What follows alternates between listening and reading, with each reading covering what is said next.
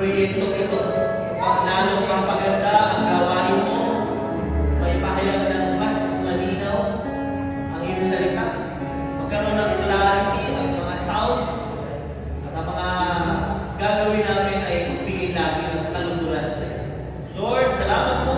Pagpalayan mo mga kamay na ito. Kami gagamitin mo daluyan pagpapala para sa project ng mga acoustic panels na.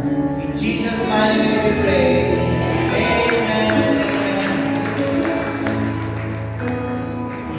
Thank you, Lord. You know, napakadami po nating gawain sa Lord. Meron pa tayong, what do you call that? Yung ating growing together. Praise God. Diba? Ready na ba kayo doon? Excited kami na makasama kayo ng mga couples natin para sa gawain ng Lord.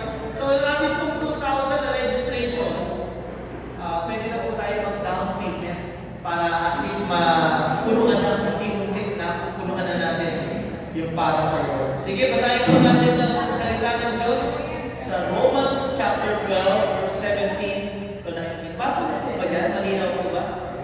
Okay, ready, go. Sabi rito, huwag niyong gantihan ang masama. Ang masama, sikapin niyong mamuhay ng marangal sa harap ng lahat ng mga tao. Hanggat maaari, gawin ninyo ang inyong makakaya upang mamuhay kayo ng mapayapa kasama ng sino man. Mga minamahal, huwag kayo maghihiganti. Ipaubayan niyo sa galit ng Diyos sapagkat nasusulat, akin ang paghihiganti. Ako ang gaganti, sabi ng Panginoon. Sige po tayo ay manalangin at close our eyes, bow our heads. Thank you, Lord. Thank you, Jesus. Heavenly Father, maraming salamat sa malayang oras na binigay mo sa amin. Makakarinig muli kami ng iyong salita. Kaya panalangin namin ito'y magtulong, mangaral, mangusap. Panginoon, boses mo lang ang aming marinig sapagkat nais mo na buhay kami ng may kapayapaan. Kaya Panginoon, puspusin niyo po kami ng iyong Espiritu. Hindi lamang kami maging tagapakinig. Maranasan namin ang buhay na sa ng Diyos. At ganoon din ang iyong kapangyarihan na magbabago sa aming mga buhay. Muli, pinapasalamatan ka namin ng Diyos. Pagpalain niyo po at yung salita sa aming buhay, tumubo, lumago at magkabuga sa pangalan ni Jesus. Amen. O, palakpakan natin ang salita ng Lord. Isang malakas na amen para sa ating Diyos. Ayan. So, you may be seated in God's presence. Ang pag-uusapan po natin na mensahe ng Lord sa akin ngayong hapon ay patungkol sa kapayapaan. Walking in God's peace. Sabihin mo nga sa katabi mo, gusto ni Lord mabuhay ka sa kapayapaan. Totoo ba yun? Gusto ba ng Panginoon? Kapalitan ng kapayapaan ay kaguluhan. Ang gusto ng Diyos, kalooban niya, ang kanyang mga anak, mabuhay ng merong kapayapaan. Sa bahay, sa simbahan, sa eskwelahan, sa trabaho, sa lahat ng area ng ating buhay. But before we go to the message of God, kapag iniisip po natin ang peace, ano ba ito? Basta na ba ito dapat tahimik? Walang gera? Gusto ng Lord na maranasan natin itong peace. So we need to study the word peace. Okay? Ang salita ng peace ay nabanggit sa Bible 429 times. Isipin niyo yun. Paulit-ulit ng daming beses. Bakit? Gusto ng Lord mabigyan ng halaga, maintindihan natin. Alam niyo, yung narinig natin, ibig sabihin yung word na shalom. Yan yung bati na mga Hudyo sa kanilang kultura. Shalom, shalom. Peace, peace. Yun po yung completeness in numbers. Ang ibig sabihin niyan, soundness in body and welfare. Ang ibig sabihin nun, hindi lamang sa isip, kundi meron din tayong kabuuan sa ating katawan. May health, may healing, may prosperity, may tranquility, may katahimikan, at syempre yung contentment. Alam niyo kapag may contentment kayo, ibig sabihin nasa inyong kapayapaan ng Diyos. Amen! mundong ito, maraming mga standard trends. Pero kahit wala ka ng contented, di ba? Yun yung peace ni Lord. Ano pa? Ibig sabihin ng peace ni Lord, yung friendship of human relationships with God, especially in covenant relationship. Hindi lamang yung sarili natin, meron din tayong kapayapaan sa ating mga relasyon sa ating kapwa, mga kaibigan. Kung kayo may kilala na pangalan ay Irene or Irene, ang ibig sabihin ng kanyang pangalan ay Shalom Peace. Gandang pangalan, no? Irene. Ibig sabihin, peace. So, hindi lamang siya katahimikan, it's also peace between individuals. Sa mga mag-asawa, may kapayapaan ba tayo? Tawag tumahimik kayo, Dito, pag nasa church, pastor, may kapayapaan kami pag-uwi, nagka na lang. Alright, sa bahay, sa mga magkakaibigan, magka-classmate. So, sa Christianity po, pag sinabing peace, means prosperous, may harmony. Kahit na magkakaiba kayo, nagkakasundo, may katahimikan. Iba-iba naman kayo ng gustuhin, meron peace.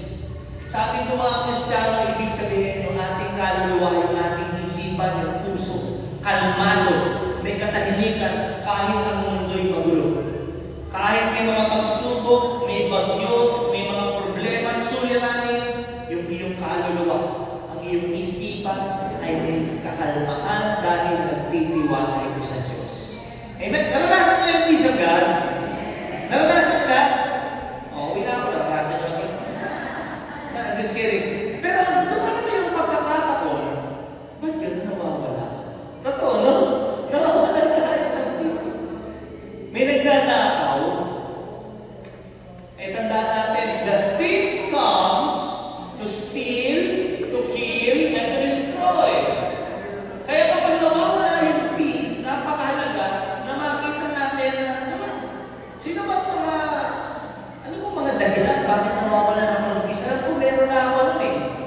Tingnan natin. Number 1, ang isang kalaban ng kapayapaan, negative mind. Kapag nag-iisip ka ng mga negative, kakasakit ako, manghihina ako, hanggang dito lang ako, hindi ata kaya. Ano mawawala ng kapayapaan? Ano bang mga negative sa buhay natin? Worries. Pag may mga dumarating ng problema, para bang yung problema mo, mas malaki sa Diyos. Nag-focus ka na sa problema mo, may pag-asa ka ba? Minsan na negative tayo, di ba? Kaya nawawalan tayo ng kapayapaan. Ano pa? Alam niyo napansin ko sa mga Kristiyano, gusto natin kontrolin ang lahat ng bagay. Tandaan niyo, hindi natin kontrol ang lahat ng bagay. Kahit yan ang mga anak natin, kahit ilang sabi mo sa mga bata pero ibigay mo sa kanila yung salita ng Diyos, kaya ang Diyos ang magbago sa kanila. Huwag natin kontrolin, huwag tayo maging manipulator. Minsan, pag nagsishare tayo ng gospel, di ba?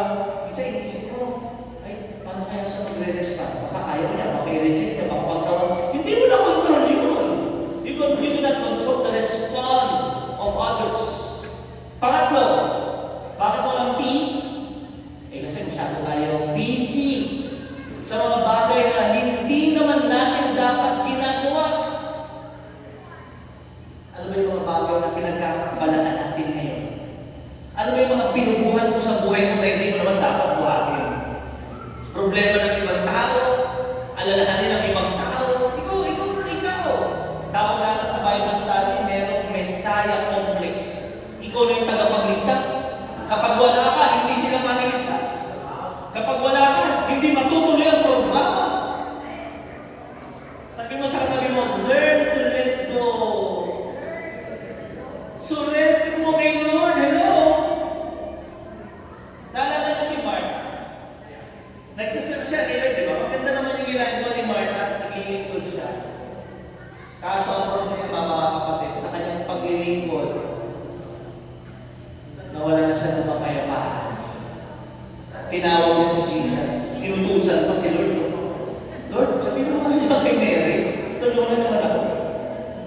Ang sabi ni Lord sa kanya, Martha, Martha, masyado kang abala sa maraming mga bagay. Pinili ni Maria ang mas mahalaga at hindi ito aalisin sa kanya. Naalala ko yung sinabi ng isang magaling na Christian. Pwede kasing busy tayo eh.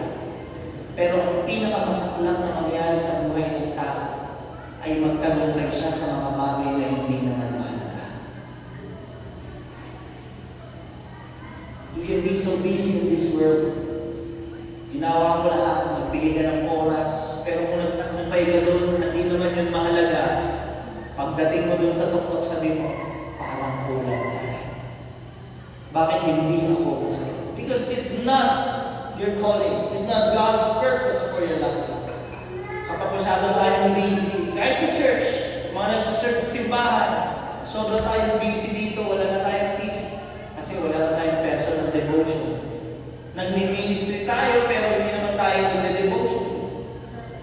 Kaya wala tayong peace, binibili natin yung mga bagay na hindi naman kailangan, kaya nung bayaran na, kailangan ng bayaran ng kailangan, worry na tayo. Nawawala na tayo ng peace.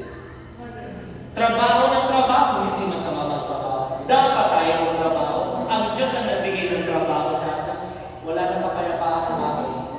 Walang kapahinga. Hindi nagpapahinga.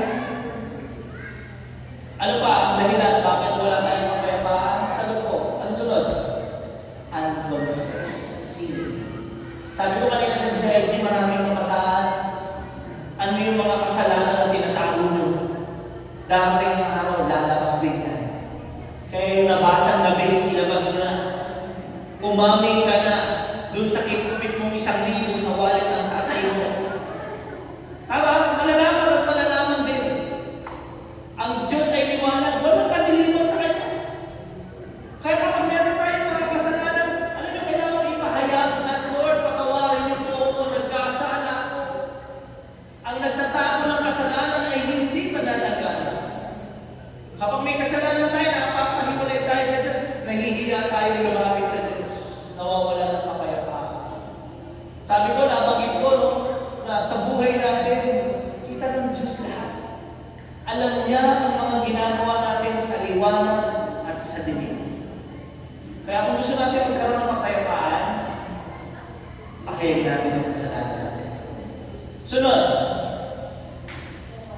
ito, toxic relationship. Yung mga kaalam-alam kaibigan mo, yun pala, kaaway pag nakatalikod ka na. Yung mga tao na akala mo tutulungan ka kasi tulungan mo sila, yung kailangan mo, nawawala na sila. May mga tao sa buhay natin, in our friendship, in our circle, na kapag kasama mo sila, nagkakasala ko. Kapag kasama mo sila naman, nakakagawa ka ng hindi maganda. Nag-sharing nga kami ng Nina, no? Mga toxic relationship na yaya sa'yo ng yaya sa kasalanan. Alam mo, pag kasama mo sila, wala ka pa yung mga, paano na ako pag-uwi, paano na pag-uwi, lagot ako. Pero, mga ganun eh. Kaya alam nyo, ninanakaw nito yung ating kapayapaan. Evaluate your friendship. Tingnan natin kung sino yung mga taong sinasamahan natin na talagang payapa tayo. Kasi totoo, may mga taong magkasama mo, pagkatapos yung magsama, di ba? Hiwa-hiwalay yun, bilang ng pakiramdam. Parang binuhat mo yung mundo. Yung basura ng mga buong komunidad na sa kanya, pinasa sa'yo. Totoo yun. Kaya kailangan maging mahinga tayo sa ating mga relationships. And panghuli, ano ba? Yan. Unforgiveness and bitterness. Ang taong hindi nagpapatawad, hindi siya tunay na magkakaroon ng kapayapaan. Alam niyo bakit? Kasi tuwing nakikita mo yung tao na yun, bumabalik sa iyo yung masakit na ginawa niya. Nanonood po kayo ng YouTube. Meron ba kayo mga pinapanood na paulit-ulit? O pinapakinggan paulit-ulit? Yes? Nagre-replay kayo. Kapag hindi ka nagpapatawad, nire-replay mo yung sakit na ginawa ng tao na yun. Paulit-ulit mong pinapanood hanggang nasaktan ka, nainis ka na, nanggigigil ka na. Ang totoo kasi ang forgiveness, hindi yan ang pag-ik mag-equate sa amnesia. Hindi mo naman talaga nakakalimutan. Pero kapag nagdesisyon po tayo magpatawad, hindi mo na aalalahanin yung kanilang ginawa. Pero pag nakita mo siya, naalala mo na naman, ano ang gagawin mo? Gusto iba na lang iisipin mo. It's in the mind. Kaya ang forgiveness ay isang desisyon. Gusto niyo ba makaranas sa kapayapaan? Sabi mo sa tabi mo, magpatawad ka. Yes. Patawarin mo na yung tao na nakit sa'yo. Pag hindi mo pinatawad yan, tatanim, mag-uuga, bitter roots, bitterness. Alam niyo yung bitterness? Last niya. Laso niya. Kinukulayan niya ang mga tao sa buhay. Example, may tao pa, hindi mo makakatawa. Nakapangiti sa'yo. Di ba nakahulugan ng ngiti? Tama ba? May kulay na eh. Umiti dito, umiting aso yan. Sa likod niya, sinusumpa. Inalok ka ng pagkain, pinigyan ka ng regalo. Niregalo ka ng may lasa na ataka. Baka mangati ako sa mga damit na ito. Totoo. May bakit? May kulay eh. May bitterness. Walang peace. Ang saya-saya mo,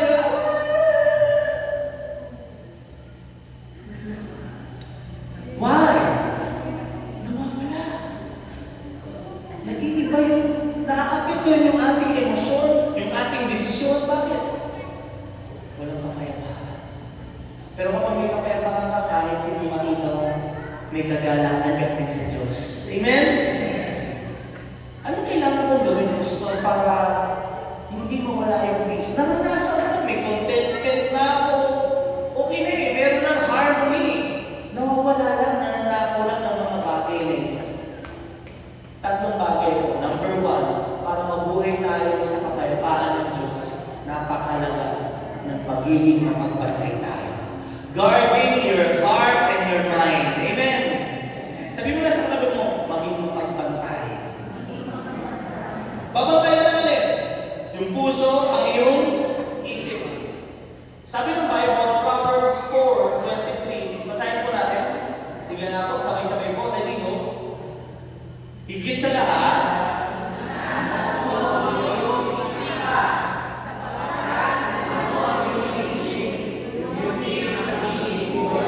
totoo.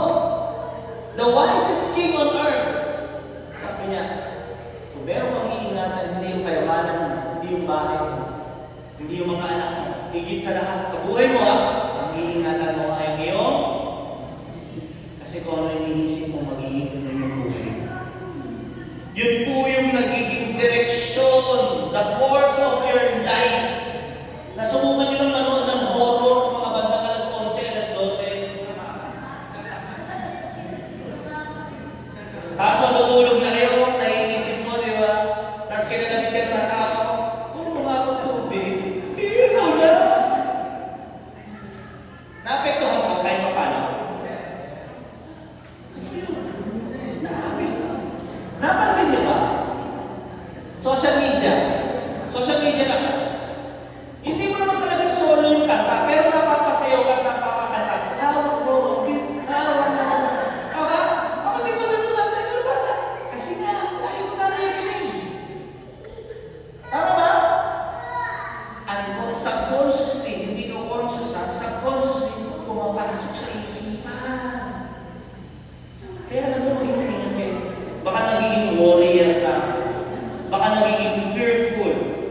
Nagiging marumi, masama yung isipan mo. Kaya sabi niya, babantayan mo. Totoo ba itong iniisip ko? Manugod ba sa Diyos itong aking iniisip? Itong nararamdaman ko, tama ba ito? Inaakay pa ako nito patungo sa Diyos. Be careful. Be careful. Philippians 4. Don't worry about anything. Pag may worry, walang peace.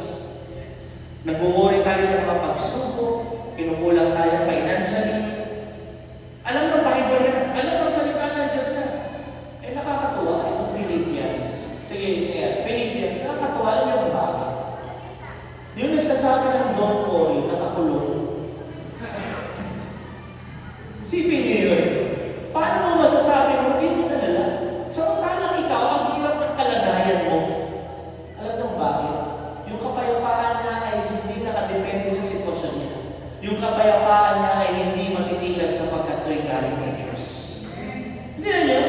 Minsan kala natin yung peace, siguro nakapagkakaroon ako ng peace kapag nakapag-travel na ako.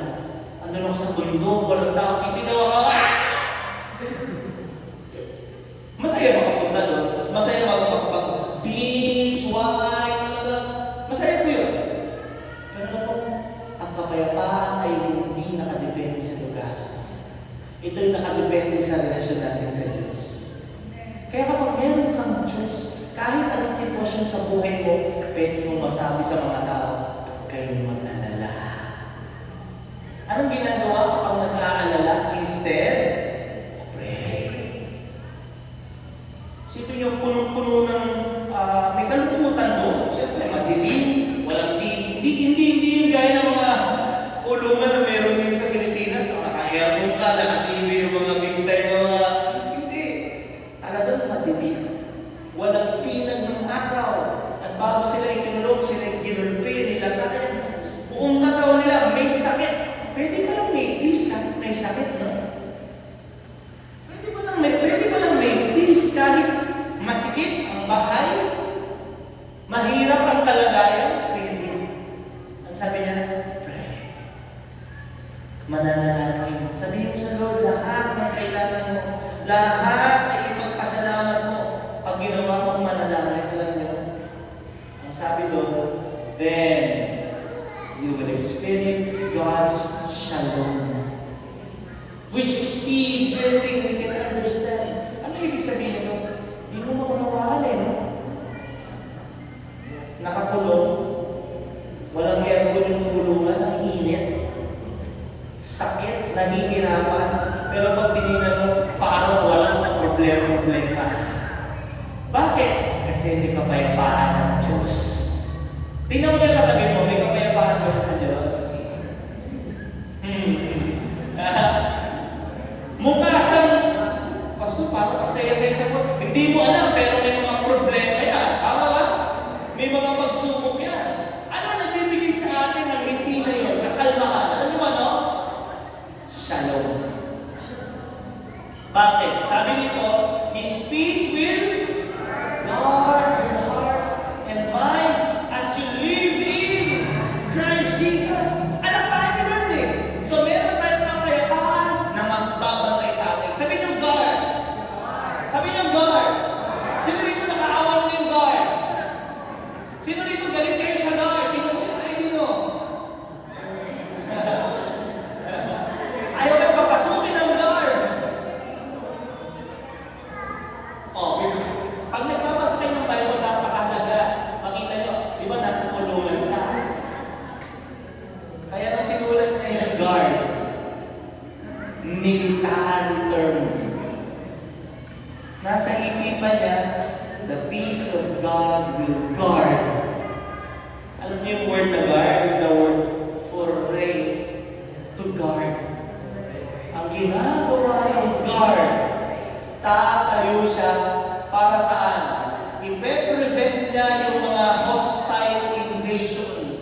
Yung Roman guards, sila po ay may mga role. Ang pinaka-role nila, unang o protection nila yung kanilang bayan. Naintindihan niyo? They will guard it. Sino yung bayan na yun? Yung isipan mo, yung puso mo. Kapag may kalaban, sasabihin ng guard, may parating na kalaban, may dumarating na takot. Paparating ang alala, paparating ang pagdudula. Yung guard magsasabi sa iyo yun. Sino yung guard na yun? Peace. That is peace. Poproteksyonan niya yun. Anong ginagawa niya? Pangalawa, he will watch. Yung guard, titignan niya. Teka, bakit may nakapasok na worry? Bakit may nakapasok na negative sa isip mo? Bakit may nakapasok na doubt sa puso mo? Napapansin niyo ba? Nararanasan niyo? Parang hindi tama to. Nag-aalala ako ha. Hindi tama to. May bitterness. Alam niyo sino yun? Yun yung siya. Yun yung peace with God. At pangatlong ginagawa niya, hindi siya umaalis. Yung mga guard minsan, change sila ng shift. Pero yung guard, which is God's peace, hindi umaalis sa iyo. Sinasabi niya may worry, sinasabi niya may fear, sinasabi niya may duda. Kailangan mong pagtagumpayan. Paano daw? Mananalangin. Babantay sa puso, babantay sa isip. Ayun, mga panahon na nagkakasakit tayo, nakala natin mamamatay na tayo. Pasensya na kayo, pero ganun talaga, di ba? Anong ginagawa mo? Natatakot ka eh. Anong ginagawa niyo? Pipray ka. Nagiging mapagbantay ka. Yung kung hindi ko yung nagkasakit, kung nagkasakit yung mga anak mo, nag-aalala ka, nag-iisip ka, di ba? Wala kang kapayapaan. Anong ginagawa mo? At pagkatapos mo mag-pray, pray ka ng pray. Lord, hindi ko na ito control. Ikaw ang may-ari ng lahat. Makapangyarihan ng Diyos, lahat may pahinga. Then you release control. You surrender. Amen? Para may peace tayo. Tingnan mo, teka, yan eh. Hindi ko gusto yan, worry yan. Mag-aalala ako dyan, matatakot ako dyan, ayoko yan, magdududa lang ako dyan. Babantay mo yung puso at isipan mo. Lahat na napapanood mo, napapakinggan mo, nakikita mo. Malinaw mo? Para mabuhay tayo ng peace. Huwag na natin pag-usapan, ibang topic na lang. Pangalawa, para mabuhay tayo, we walk in God's peace. It is very important for us in setting godly boundaries. Setting godly boundaries. Sabi niyo, boundaries. Sino po dito sa inyong mga tahanan may gate ang inyong bahay? Okay, gate. Okay. Wow, talaga may gate kayo. Laki siguro ang bahay. O yung iba din, sino dito may pintuan kayo? Main door. Hindi pa rin ang talas. Baka, sino dito may head pa? Ikakat mo na sa talas. Importante ba yung pinto? Importante din yung gate. Kung may pinto ka, tapos may gate, mas maganda. Bakit may naglalagay ng pinto? Bakit may gate? Para may kapayapaan ka na hindi basta-basta makakapasok ang masama. Tama ba? Ang tawag doon, nagseset ka ng boundaries. Kapag hindi mo kakilala dahil may gate ka, papasukin mo ba? Kasi pag pinapasok mo, hindi mo kilala, wala kang peace. Naintindihan niyo kung saan ako pupunta? Ibig sabihin, sa buhay natin, dapat meron din tayong gate. Hindi pwedeng tayo laging bukas. Natatanggapin na lang natin kung sino dumating sa buhay natin. Papapasukin mo na lang lahat ng kwento, lahat ng storya, lahat ng mga tao. Sige. Dahil ba Christian, gano'n na? You need to understand the importance of boundaries. Sabi ko, gate. Magkaiba yung gate, magkaiba po yung pader. Hindi tayo magtatayo ng pader. Kasi pag nagtayo tayo ng pader, wala na makakapasok. Amen? Malinaw? Gate, hindi pader. Kasi pag may pader, hindi ka makakalabas. Hindi ka na lang ako sa loob ng bahay para may peace ako. Hindi ka na umaalis. Hindi po ganun ang Christianity. Sa pagiging Kristiyano, napakahalaga ng boundaries, gates. Para saan? Para nasa iyo ang kapangyarihan kung sino lang yung papapasukin mo dito. Bakit? Para mabuhay ako ng merong kapayapaan. Biblical ba yun? Is setting boundaries biblical? Na hindi pala lahat pasto. Kala kapag Kristiyano ka, dapat mabait ka sa lahat ng mga tao. Oh. Ito ba yung turo ng Biblia sa akin? Nagsishare ako ng love. Nagsishare ako ng gospel. Nagsishare ako ng peace with God. Dapat pa lahat ng tao, kahit ayaw sa akin, gusto ko pa rin sa kanila. Think. Si Jesus, sinubo niya yung disciples. Sa Matthew chapter 10, basahin natin. Pagpasok niyo, sabay-sabay. Bumati kayo sa... Anong bati? Shalom, shalom. Okay. Peace, peace. Basa, 13.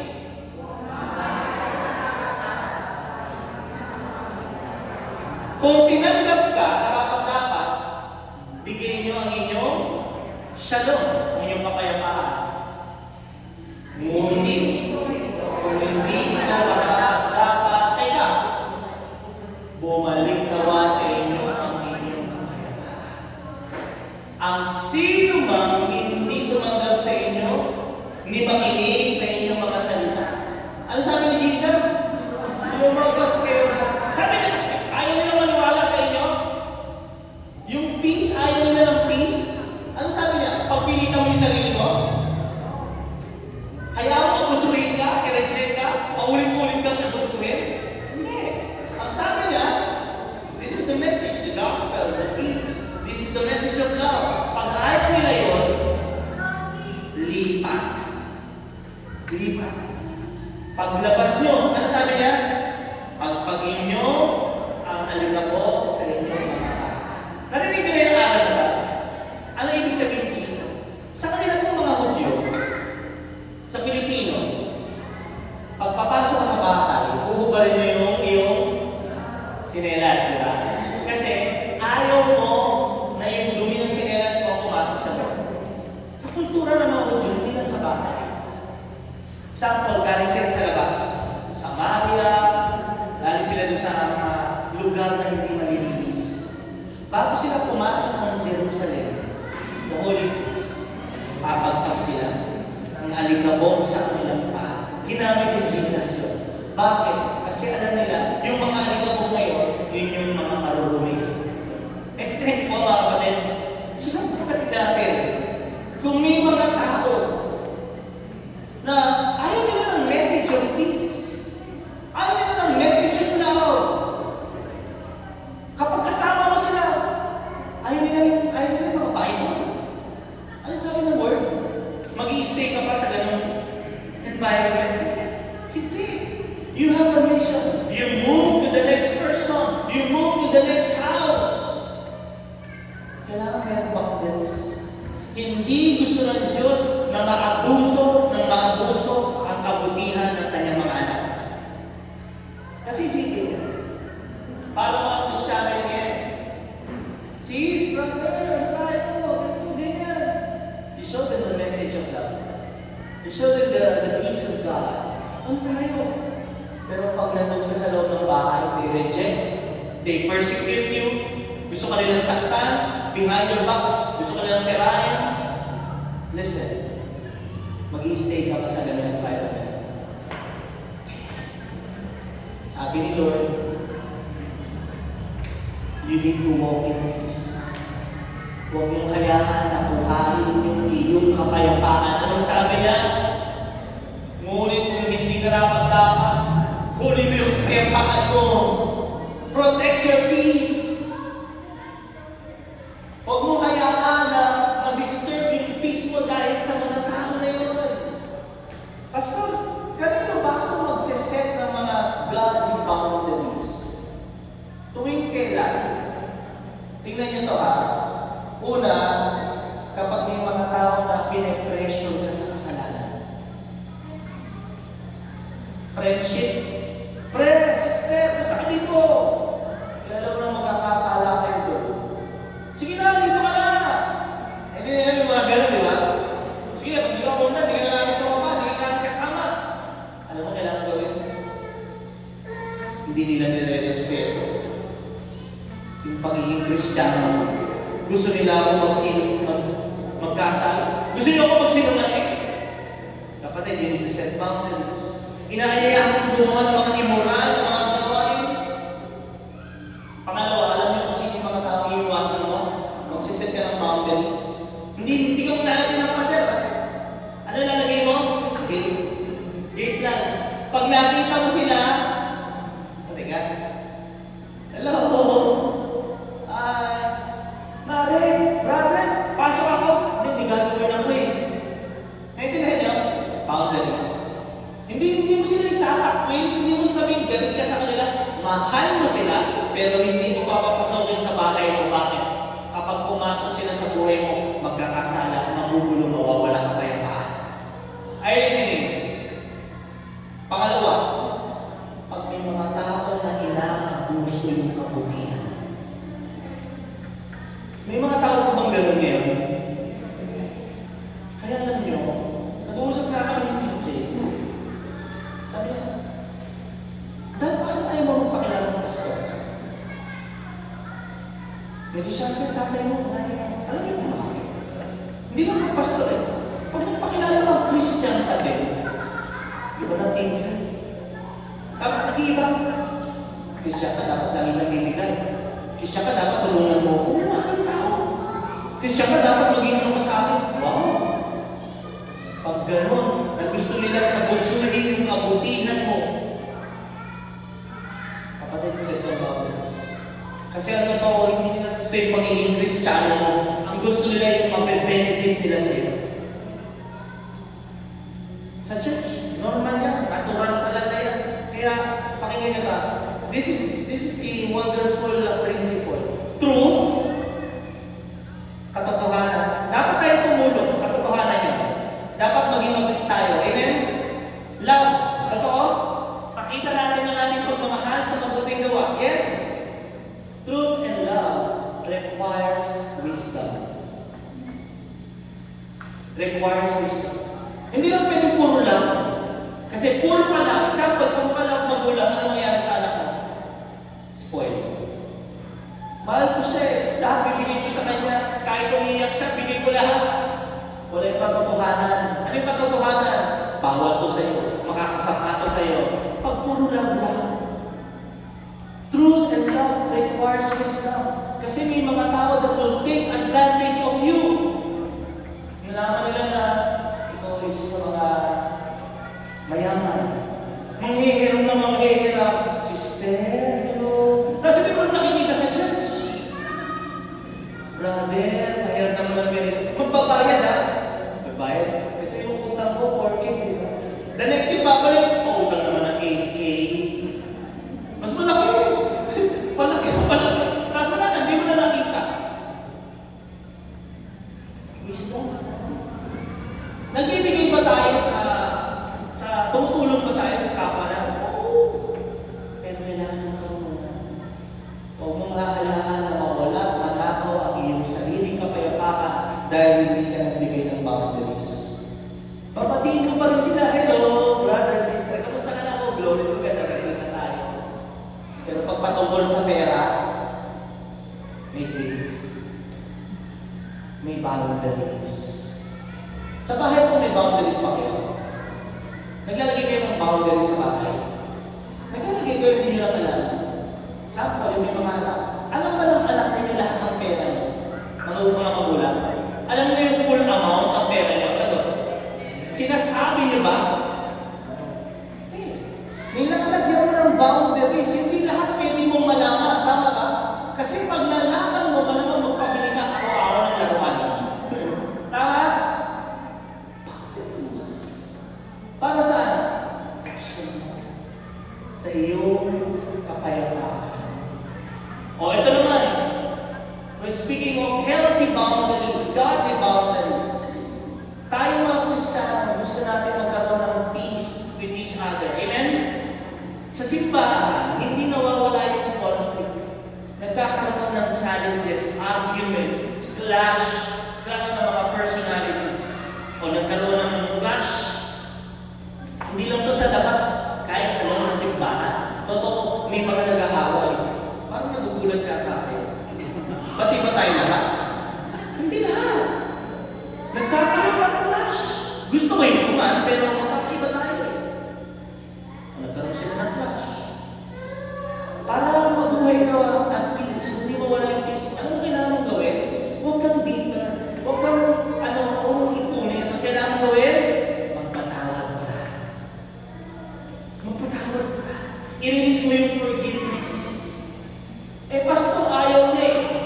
Makipagbate. Siya na yun. Pero dahil ginawa mo yung part mo, ayaw niya makipagbate, humingi ka ng dispensa, nag-sorry ka. Ano, ipagpipilitan mo yung sarili mo? You You've done what God wants you to do. May ka ng tawad. Pero kung hindi ka niya patatawarin, nasa kanya na yun. Naintindihan niyo po? I'm speaking of the church. Okay? The church. Hindi to sa marriage. Sa marriage, kailangan talaga ng forgiveness. Kailangan talaga ng restoration. Iniisip nila, pag nagpatawad ba ako, magtitiwala na uli ako? Hindi. May process yan tatlo. Pag nagpatawad ka, marunong na ba kayo magpatawad? Para mahina yung sagot niya. Nagpapatawad ba kayo? Gaya ng pagpapatawad ni Kristo?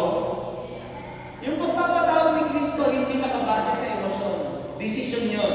Sabi niya, I will forgive them of their many sins and will remember it no more. So if ka, nakita kayo, hindi ko na aalalahanin. Yun yung forgiveness. Nakita mo siya, naalala mo na naman, hindi ko na rin iisipin. Hindi naman nagkaka-amnesia yung mga nagpapatawad. Talagang naaalala mo yung sakit, naaalala mo yung salita, pero pag nakita mo siya, change mo na lang yung iniisip mo. Pangalawa, may next level. Pinatawad mo na.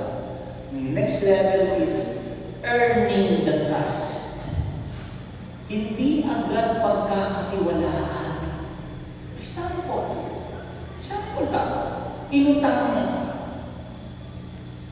Na-hurt ka. Ano ba na-hurt? Tinakbuhan ka eh.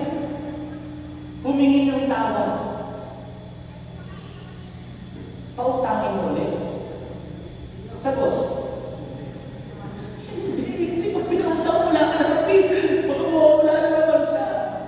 Ano ang pangalawang step? Earning the trust. Naintindihan niya? Kung siya'y mapagkakatiwalaan ulit, babayad ka.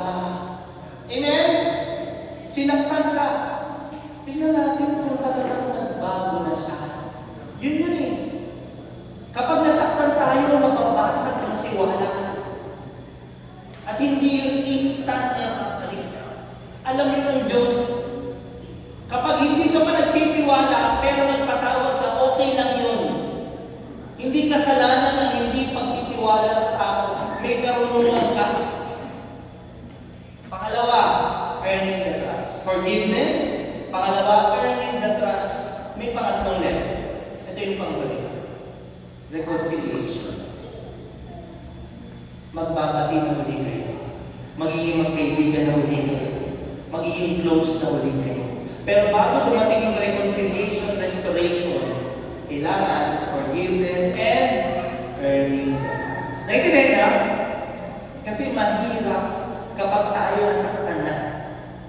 Kaya release mo yung forgiveness, pero huwag mong hayaan na paulit-ulit kang abusuhin. Kasi nagpatawad ka, reconciliation agad, pati agad kayo. Inabuso ka na naman, nasaktan ka na naman, gano'n na naman, paulit-ulit. Wala kang peace. Hindi ganun yung wisdom ng Lord. Yung iba naman gumagamit ng guilt. Iwasan mo yung mga ganyang tao. Lagyan ka ng boundaries. Yung mga gumagamit ng guilt para kontrolin ka. Sabi sa akin ni Lord, ganito, dapat daw pautangin mo ako. Oh, sinabi talaga ni Lord.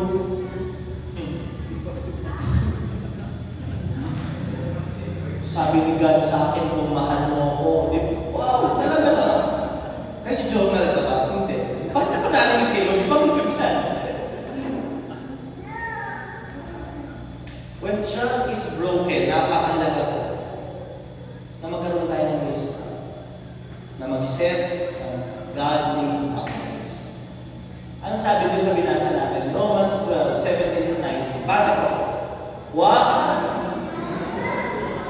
kang tumanti ng masama. Magpatawad ka. Sikapin yung mamuhay na marangal sa harap ng lahat ng mga tao. 18, subscribe. At maaari, gawin nyo ng pagkakaya upang mabuhay kayo na kaya peace is not automatic. Ano bang konteksto niya? Romans chapter 12. Pakinggan niyo, ito yung nangyayari. May emperor nagpalaya sa mga Hudyo, mga Jews, na mga Christian, Mayas. Kasi umalis sila sa Rome.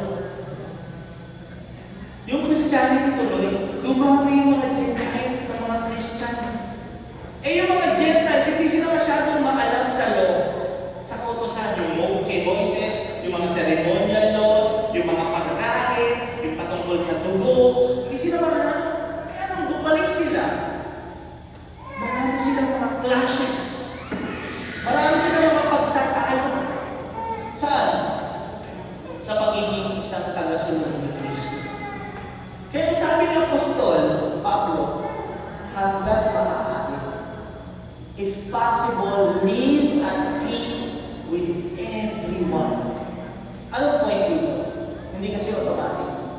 Pwede kang mag-set ng boundaries kasi pagkasama mo siya, nawawala yung kapayapaan. Pero hindi ibig sabihin huminto ka na sa relasyon mo sa Diyos.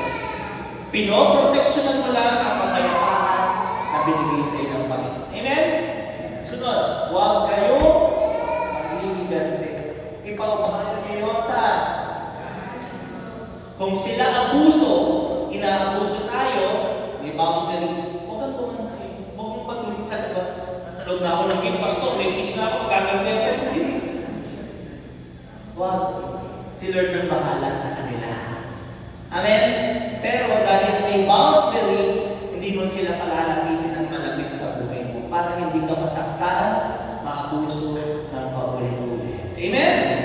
At panghuli mga kapatid, pag magkaroon tayo ng kapayapaan, ito ang pinakakailangan natin.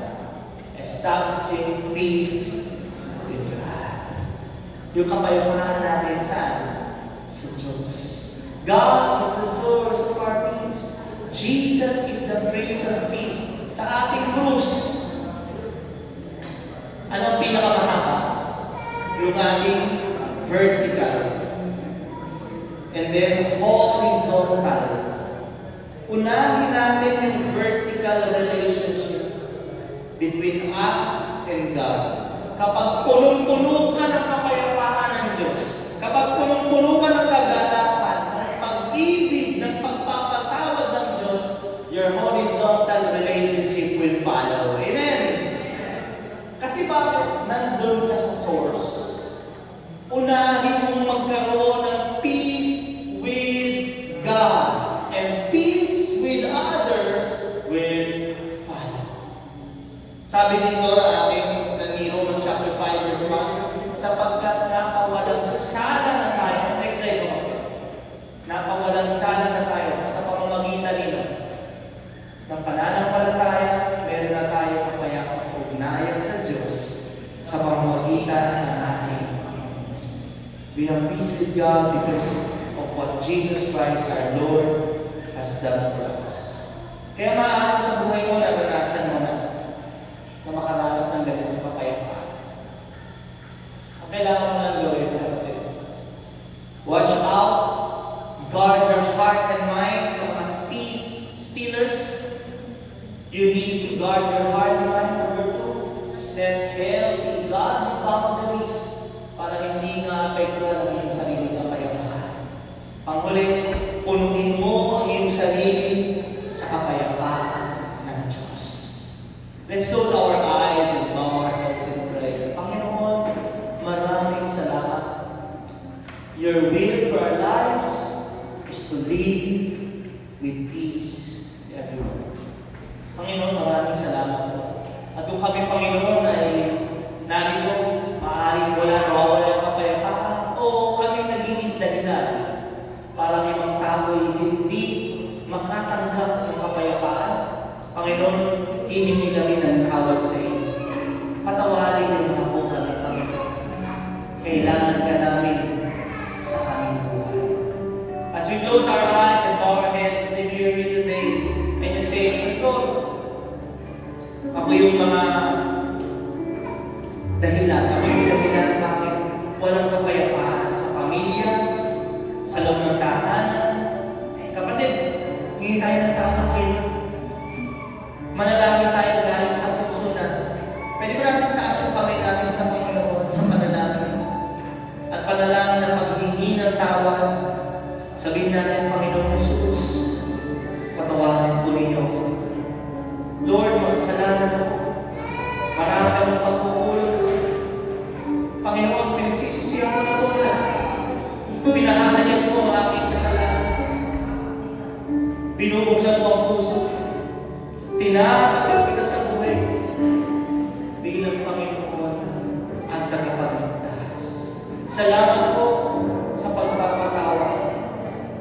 buhay na walang hanggan, sa kapayapaan, sa pangalan ni Jesus.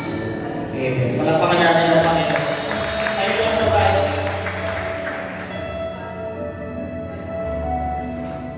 Panginoon, salamat po sa bawat kamay, trabaho, negosyo. Lord, hindi lamang yung tithes and offering.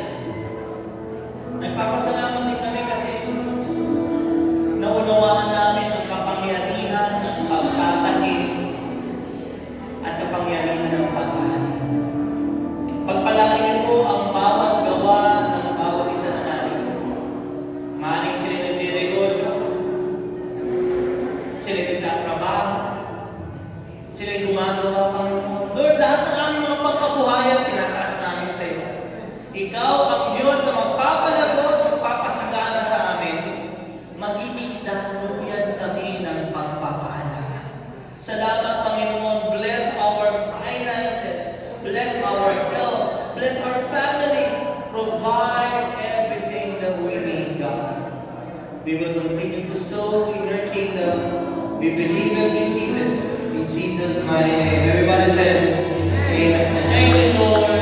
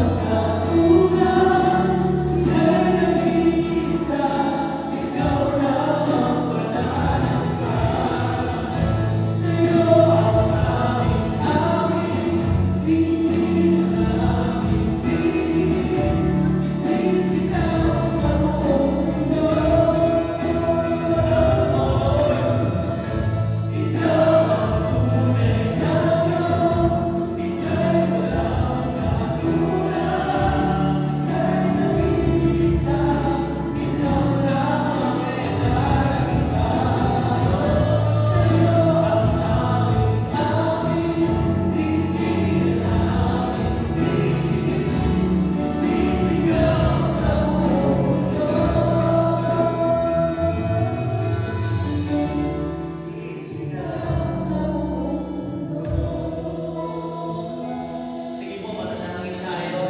One more time, can we lift up our heads to the Lord in prayer? Lord, maraming salamat. Ang kapayapaan ay nasa aming mga buhay. At sa aming mga puso't isipan, nagiging bantay. You guard our hearts, minds, in Christ Jesus. Dalangin mo po, Lord, ang bawat salita tinatanim sa aming mga puso, magkakaroon ng kapayapaan sa aming araw-araw na buhay. There will be peace in our homes, peace in our marriages, peace in our children, peace